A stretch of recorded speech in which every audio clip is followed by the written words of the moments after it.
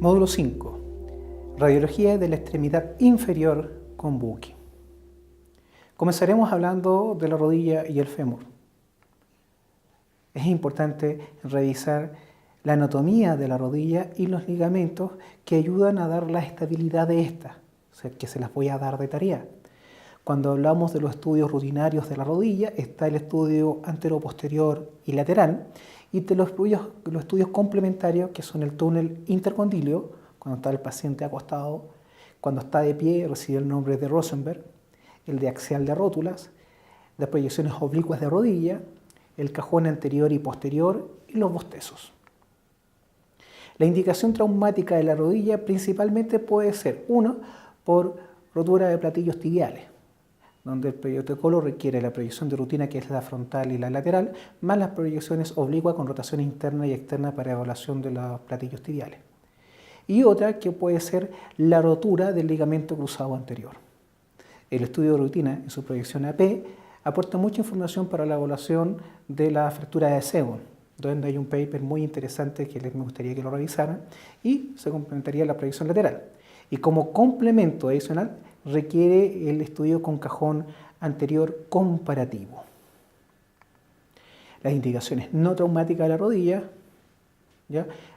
El estudio de artrosis, que ya vimos que es un estudio comparativo, requiere proyecciones frontal y lateral, y el complemento es el túnel intercondilio en posición de pie, que aquí recibe el nombre de Rosenberg, para evaluar con la carga cuál es el espacio real que existe entre los cóndilos y los platillos tibiales, lo que sería el espacio dado por el cartílago, que en muchos casos está disminuido. Y por otra parte, la evaluación de SMART o síndrome del mal alineamiento rotuliano, que considera las proyecciones de rutina antero-posterior y lateral, y como proyección complementaria la axial de rótulas comparativa, pero siempre en 20 grados. Ahora veamos la radiología de la cintura pélvica con Buki. La estructura. Pelvis, y en el caso de los chicocos les llaman también estudio de caderas. La proyección de rutinas en la AP y como proyecciones complementarias la Lowenstein y otras que van a ir dependiendo según la indicación que se requiera. Básicamente vimos que las indicaciones son traumáticas y no traumáticas, pero para las proyecciones no traumáticas va a depender mucho del grupo etario del cual estemos evaluando. De 0 a 1 año, la principal indicación de estudio radiológico es por displasia de caderas. De los 6 a los 12 años es por necrosis vascular o bursitis. De los 30 a los 40 es por atrapamiento femoroacetabular, el pellizcamiento que me llama. Y por pacientes de 50 años o más, ya empezamos a hablar de patologías degenerativas, como por ejemplo la artrosis de cadera. Esto en términos bastante generales, pueden haber algunas excepciones que se me escapen dentro de este grupo etario.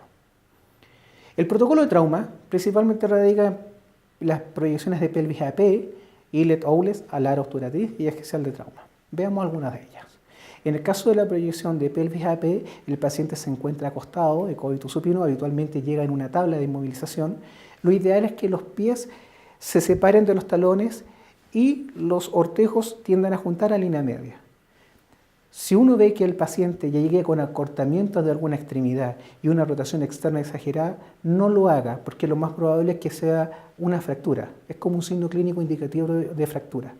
Cuando nos veamos enfrentados a una fractura de pelvis, por favor, sí o sí, complementen el estudio con una radiografía de tórax AP. ¿Por qué? Porque como la reducción es quirúrgica y son por general de riesgo, requiere tener estudio de todo lo que es la parte ventilatoria en caso de que la cirugía se complique. Otro estudio que también evalúa la pelvis es la proyección de Eaglet, principalmente para evaluar las ramas isquiopubianas. La proyección de Eaglet permite ver la superposición de ambas ramas y ver si existen desplazamientos hacia la zona de la pelvis menor, como lo vemos en esta proyección.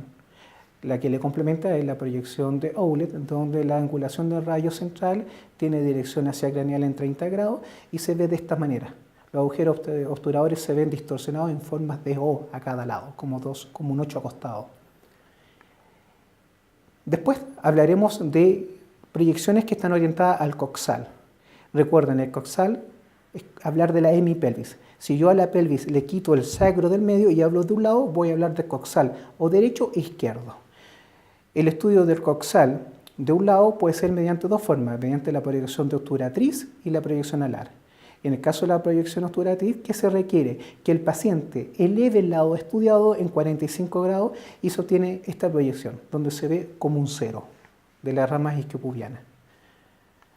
En el caso de la proyección alar, que debe su nombre, hay que aquí el paciente está apoyando el lado que se requiere y se ve toda el ala ilíaca como complemento a lo que es estudio del coxal. Y por último, y no menor, y lo quiero considerar, es la axial de cross-table.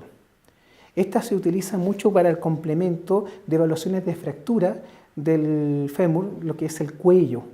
Cuando uno ve que existe una fractura, lo principalmente que quiere hacer el traumatólogo, que necesita como información para hacer la reducción quirúrgica, es saber si estos fragmentos están desplazados, ya sea en el sentido anterior o posterior, porque en sentido lateral fue la información que nos abordó la pelvis AP. Por lo tanto, esto es de vital importancia. Por eso quiero que vean específicamente la posición en la que está el pie, con rotación hacia externa, que es como la posición que vendría un paciente que está con sospecha de fractura eventual por acortamiento y rigidez de esa extremidad. Muchas gracias.